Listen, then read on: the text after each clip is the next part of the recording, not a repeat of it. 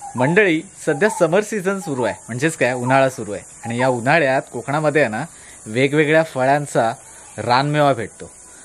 आंबा, काजू, फणस, करवंद, जांभळं ही सगळीच फळं या उन्हाळ्यादरम्यान आपल्याला खायला आणि चाखायला मिळतात। मंडळी, आज आम्ही आहे ना रानात जाऊन आहे ना काजू घेऊन आलो आणि काजूची फ्रेश बोंडं घेऊन आलो। तर ह्या काजूच्या फ्रेश बोंडांचं आपण झटपट सरबत कसं तयार करता येतं ते या व्हिडिओमध्ये पाहूया। चला मंडळी, व्हिडिओला सुरुवात करूया।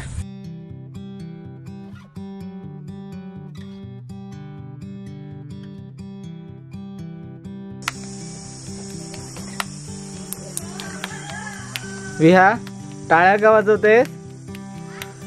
का टाळ्या वाजवतेस? किती आहेत बाय? किती आहेत सांग मोजून? 1 2 किती बोल? आंब देत नाही ना बाय, तर काही तर आहे। तर मंडळी, आपण रानातून हे काजूची बोंड घेऊन आलो आहोत आणि त्याला थोडंसं मिठाच्या पाण्यात आपण स्वच्छ धुवून घेतली आहे आणि अजून थोडंसं पाणी ठेवलं आहे त्याच्यात। आता आहे ना याला मध्येच कापून घेते सोनाली। सोनाली, कापायला सुरुवात कर आणि त्याचा रस आपण डायरेक्ट या भांड्यामध्येच काढू। सो 2 भाग असे करायचे आहेत मस्त पैकी।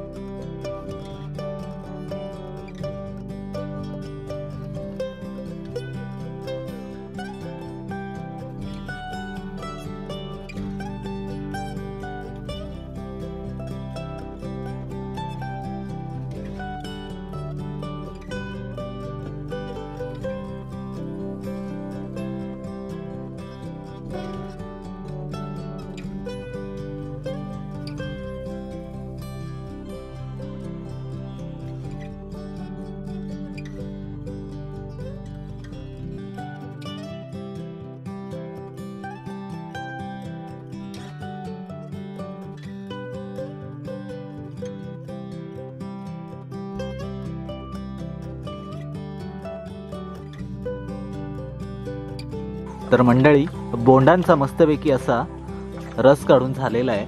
आता ह्या रसाचा आपण पुढे काय करणार आहोत ना ते पाहूया। तर मंडळी, आता आपण ह्या काजूच्या बोंडांचा रस काढला आहे आणि रस आपण आहे ना मस्तपैकी गरम करायला ठेवला आहे।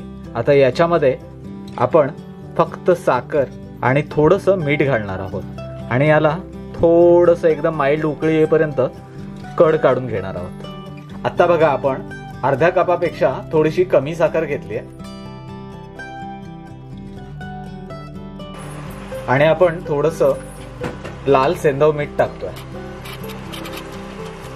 आणि आता आपण याला मस्तपैकी छान असं उकळवून घेणार आहोत। साखर आणि मीठ टाकल्याच्या नंतर जेव्हा उकळी यायला सुरुवात होते तेव्हा असं आहे ना आपण छानपैकी या रसाला ढवळून घ्यायचं आहे। आहा, सुगंध बघा किती छान सुटलाय मस्तपैकी। मंडळी, आता बघा मस्तपैकी छान असं एक उकळ आली आहे। आपण आता आहे ना याला जास्त काही उकळवून घेणार नाही आहोत, याला उतरवून थोडा वेळ थंड व्हायला ठेवणार आहोत। जेमतेम आम्ही अंदाजे 5 मिनिटं तरी याला उकळवलंय। सो आता आपण आहे ना याला मस्तपैकी छान असं उतरवून थंड व्हायला देणार आहोत आणि त्यानंतर पुढची स्टेप काय आहे ते मी तुम्हाला सांगतो। मंडळी, आताच आहे ना उकळलेला काजूचा रस थंड केलेला आहे आणि तो थंड केलेला रस आपण ग्लासामध्ये टाकतोय। आता बघा, थोडं थोडं वरचं जे पाणी आहे ते आपण काढून घेतोय आणि मस्तपैकी बघा याची चव आहे ना भारीच लागणार आहे। असा रस बघा किती छान वाटतोय. हे आपलं वरचंच रस थोडासा घ्यायचा आहे. चला आता एवढा रस पुरेसा आहे. आणि आता उर्वरित रस आहे ना तो आपण छानपैकी बरणीमध्ये, काचेच्या बरणीमध्ये गाळणीने गाळून किंवा मग कपड्याने गाळून तो काही दिवसांसाठी स्टोअर करणार आहोत. पण याची चव कशी झाली ना मी तुम्हाला सांगतो. त्याच्यामध्ये थोडंसं मी पाणी ओतणार आहे म्हणजे आपला सरबत तयार झाला. तर मंडळी फायनली काजूच्या बोंडांपासून सरबत तयार झालेला आहे. आणि तो कसा झालाय ना ते तुम्हाला सांगतो. कारण साखर आणि मीठ आपण ऑलरेडी याच्यामध्ये टाकलेलं आहे. आता आपल्याकडे काचेचा ग्लास नाही त्याच्यामुळे स्टीलच्या ग्लासामध्ये घेतोय. आता बघा थोडंसं पाणी ओतलंय. याच्यामध्ये तुम्ही बर्फ वगैरे ऍड करू शकता. बर्फाचा तुकडा, थोडी साखर किंवा मीठ वगैरे ऍड करून तुम्ही नक्कीच हा आलेल्या पाहुण्यांना सर्व करू शकता. आणि जास्त दिवस ठेवायचं असेल तर याला गाळून मस्तपैकी काचेच्या बरणीमध्ये तुम्ही ठेवू शकता. मी हा प्रयोग करून बघितलेला आहे. तब्बल 10 ते 15 दिवसांनी ह्या सरबताची किंवा मग ह्या काजूच्या रसाची चव बदलते. वेगळी चव लागत जाते. पण असो, आपण हा काजूचा रस फायनली सरबत म्हणून पितोय. तर चला मंडळी, फायनली आपलं सरबत तयार आहे आणि याची चव कशी आहे ते तुम्हाला सांगतो.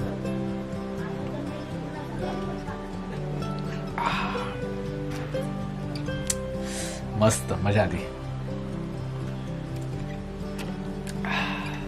उन्हाळ्याच्या दरम्यान आंबा, काजू, फणस त्यांपासून होणारे पदार्थ मात्र नक्कीच एक्सपेरिमेंटने आपण तयार करू शकतो आपल्याला हवे त्या पद्धतीने. त्याच्यातला सात प्रकार. नवीन काहीतरी म्हटलं काजूचं सरबत बनवूया. कारण काजूची बोंड दरवेळी आमच्याकडे गावाकडे फेकून देतात. आता काय गोवा वगैरे या ठिकाणी काजूची फेणी किंवा मग उराक वगैरे बनवण्यासाठी ह्या काजूंच्या बोंडांचा सर्रास वापर होतो. पण आमच्याकडे गावी तरी आहे ना काजूची बी ठेवली जाते आणि काजूची बोंड जी काजूच्या बियापेक्षा महाग असू शकतात असं मला तरी वाटतं ती फेकली जातात.